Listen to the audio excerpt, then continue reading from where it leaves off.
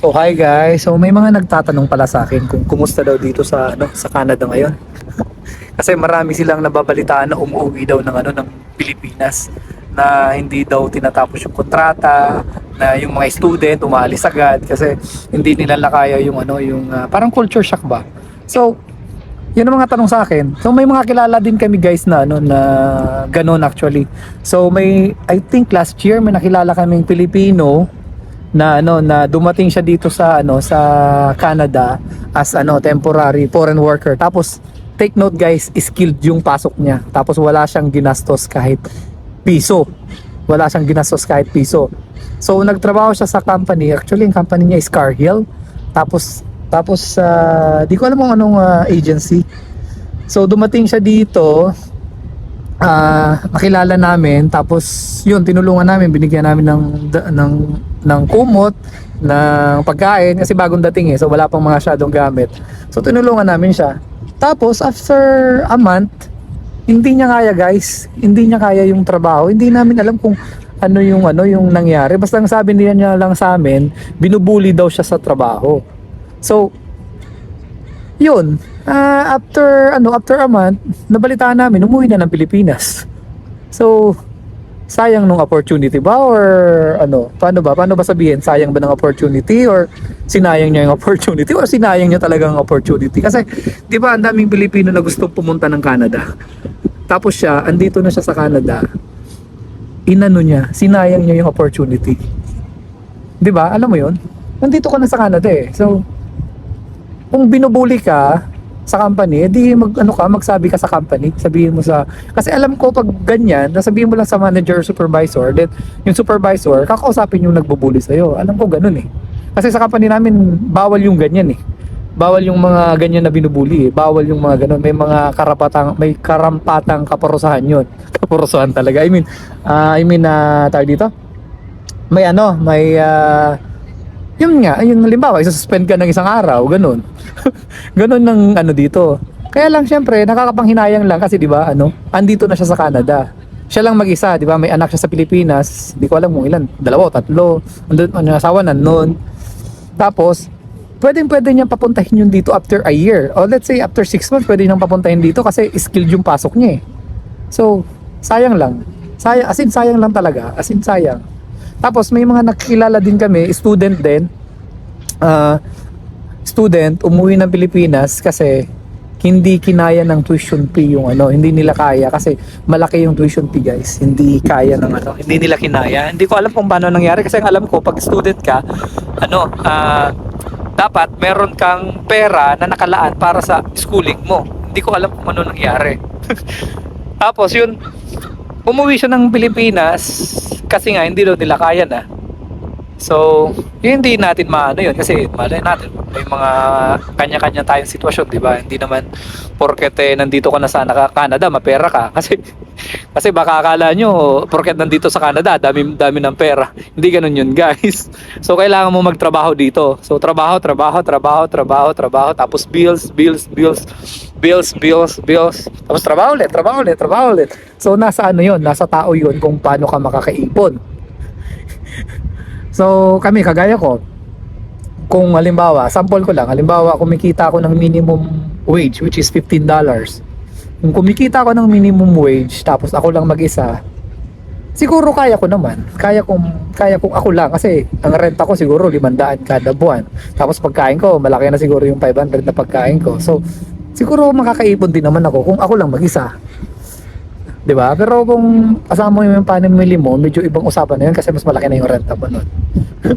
So, kung yung tinatanong niya sa akin kung worth it pa ba yung Canada, sa tingin ko worth it pa naman. So, depende na yun sa tao. Kasi kung yung tingin mo na pupunta ka dito sa Canada para magpasarap lang, hindi ganun yun. Pupunta ka rito sa Canada para magtrabaho, para sa family mo, di ba? Hindi ka pumunta ng Canada para magpasarap. Pumunta ka dito sa Canada para magtrabaho. Para makapag-provide ka sa family mo. So, halimbawa, ayun nga, pupunta ka rito, mag-isa ka. So, pupunta ka rito, mag-isa ka kasi nga gusto mo makaprovide sa family mo at the same time, makuha mo yung family mo in the future, di ba? So, yun ang ano mo, yun ang reason mo kaya ka pumunta ng Canada. Hindi yung pumunta ka ng Canada para magpasarap. Hindi ganoon. Pumunta ka ng Canada para magtrabaho. So kung ako tatanungin, worth it ba yung Canada? Yes, worth it ang Canada. Kasi nga, di ba? Sabi ko nga, di ba, nakwento ko nga, si Mrs. nanganak. Wala kaming binayaran sa hospital. Ni Singbong Duling, wala kaming binayaran.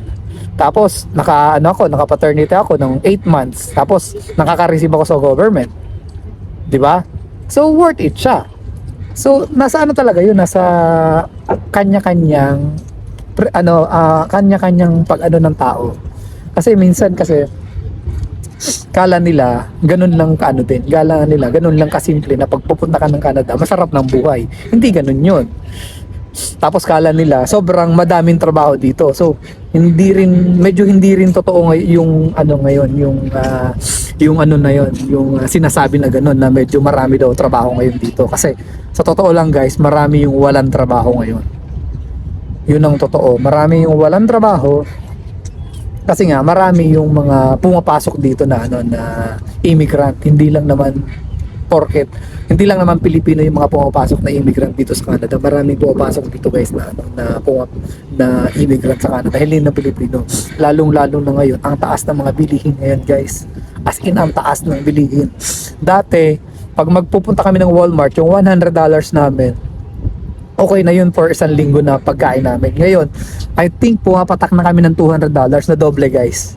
So ganun ka yung inflation ngayon dito. As in sobrang inflation ngayon dito. Hindi lang nangyayari yan sa Pilipinas, pati rito sa Canada. Siguro all over the world siguro yan, hindi lang dito. Kaya ang pwedeng gawin lang natin, mag-pray tayo na na sana mag-okay na rin ang lahat. Darating din yung time na mag-okay na lahat. So sa ngayon, tipid-tipid muna, wala munang gala. So hindi porket na nandito ako sa Vancouver, nagala kami. May inasikaso lang kami guys. Kaya nandito kami sa Canada, sa Vancouver. So, yun nga. So, yung tinatanong mo sa akin, kung worth it pa ba yung Canada, is ang sagot ko, yes, worth it pa rin yung Canada.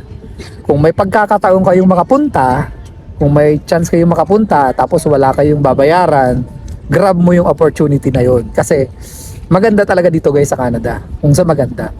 Pero yun nga, ano mo yung sarili mo na talagang puro ka trabaho, family, trabaho. Tapos, pag up mo, libangin mo na lang ang sarili mo kasi ibang-iba talaga guys yung culture dito sa Canada kaysa sa Pilipinas. Sa Pilipinas, di ba? Tapos mo ng trabaho, marami kang makikita, marami kang makakausap. Dito guys, wala. Wala. Kasi kapitbahay mo, hindi mo naman makakausap kasi busy din yung mga yun sa trabaho nila, di ba? So, hindi ganun guys.